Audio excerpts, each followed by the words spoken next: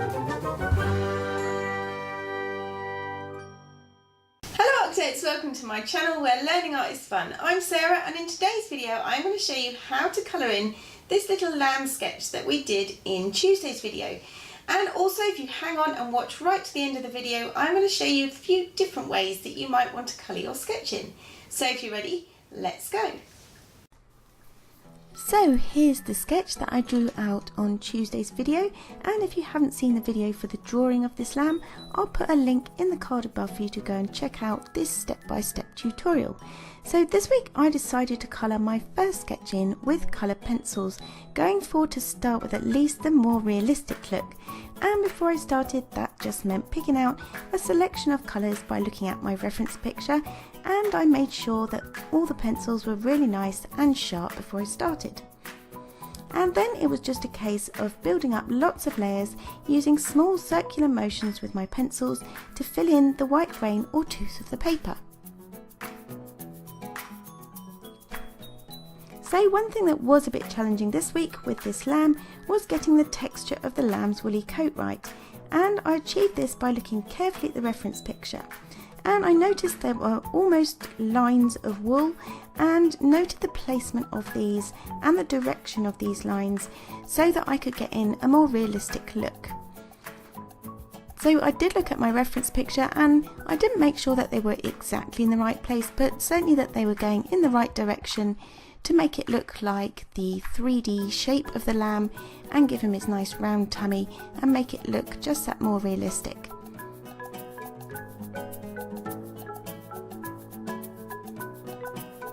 And I marked these in with a fairly light beige colour pencil before I went in and added any more value or dark shades to those to make sure that they were right before I went in with anything darker. So normally I would start off with the darker colours and get those in first, but in this case with this light or white kind of lamb, I made sure that I started off with the light colours first. Now, although technically I suppose he was white or cream in colour, because of the different values, shades and the lighting, it did mean that some of the areas of his face and certainly his legs were a lot more dark in colour. There were different shades of brown, grey, and I even put some blue and some orangey browns in there as well to build up the kind of colours and values that I was going for. So once I marked out the sort of the lines or the woolly texture to the coat, I went in and started adding darker values onto the areas of the leg, and also marking out darker areas where the lamb's coat would be in shadow. And from my reference picture, I kind of guessed that the sun or the light would be coming in at the top right hand corner of the page.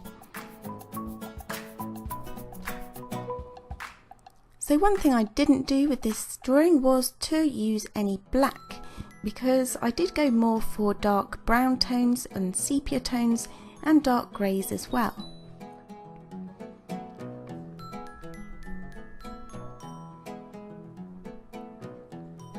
So once I was happy with the placement of the lines of the woolly coat of the lamb, I then went in and added a bit more texture to them and a little bit more shading by using just gradually darker and darker pencils.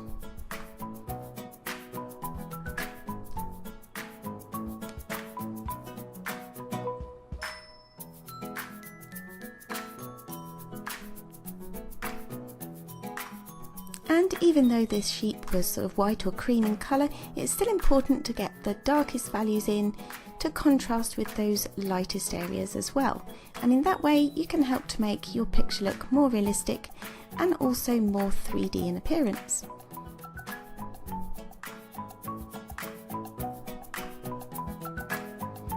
But as I said in some of my other colour pencil drawings, and I'll put a link to the playlist above for those, it is important when you're adding texture to something to make sure that you get in most of the shading and the values in first before you then go and add details of texture. So although I did mark out some of the placements, the lines and the direction of the different areas of the woolen coat, I then go in, once I've done all that, and add a bit more detail to that texture to make it look a little bit more realistic.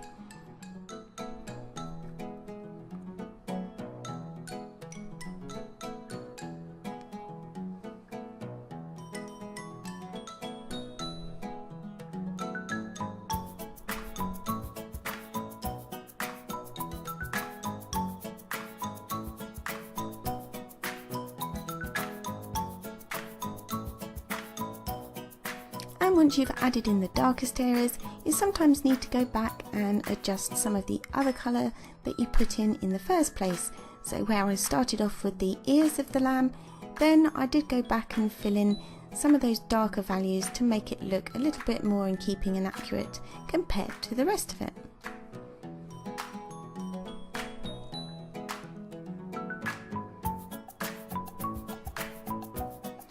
And one thing I did notice when I was doing the last leg that I'm just doing here is that although I've been using darker shades of brown and grey, this back leg did have sort of more orangey brown colours to it as well. So don't always assume that each leg, although on the same animal obviously, doesn't always have the same colours, because it will depend on where the light's coming from.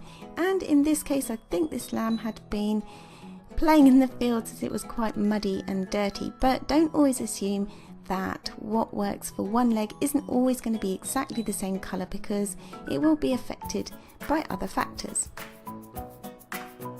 So once I got in those darkest darks, it was then time to kind of make some more touching up to the shading and add in a little bit more texture to that wool.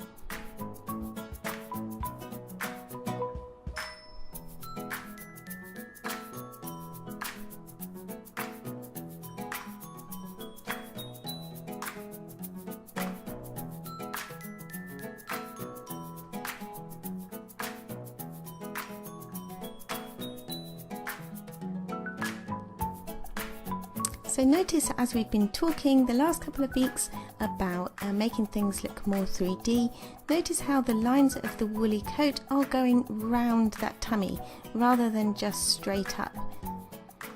And it's things like this that really help to make your pictures stand out and look more realistic.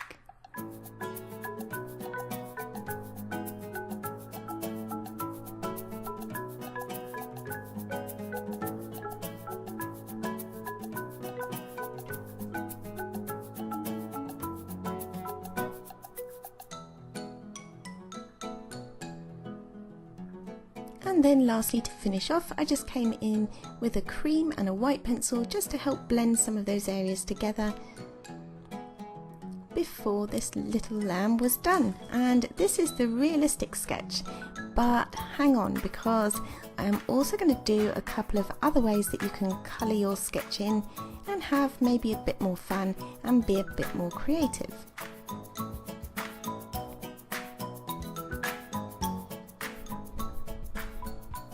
So lastly, just adding the shadow underneath the lamb where the light would cast underneath those legs, and this picture was done.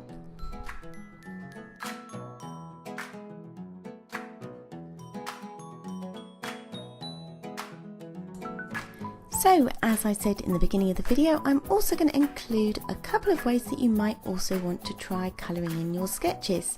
And the first one I tried was a galaxy painting, and this used the wet and wet technique with watercolour paints, and I've not done a galaxy before, so I thought this would be a bit of fun, a bit silly but fun nonetheless, and was a good way of just trying out something new.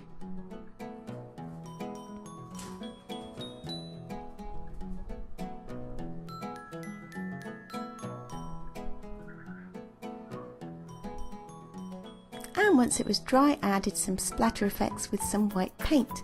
And then going on to sketch number 3 is the one where I had a bit of fun and put a woolly jumper and some glasses onto my lamb. Why a lamb would need a woolly jumper I don't know, but why not?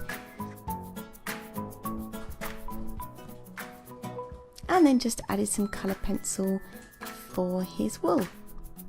And the last one I tried was bringing the outside in. So instead of the lamb being in a green field with daisies, I thought I'd put the daisies and the green field inside the lamb. And then just added some details with my white gel pen and some colour pencils. So get creative, have some fun, think outside the box, and let me know which one you preferred. That's all for today, Artcadets. I hope you enjoyed today's video. If you did, don't forget to give it a thumbs up, comment and subscribe to my channel. And if you tried any of the other colouring in styles, then let me know in the comments box which one you preferred. And I'll see you next week for more arty fun. Bye!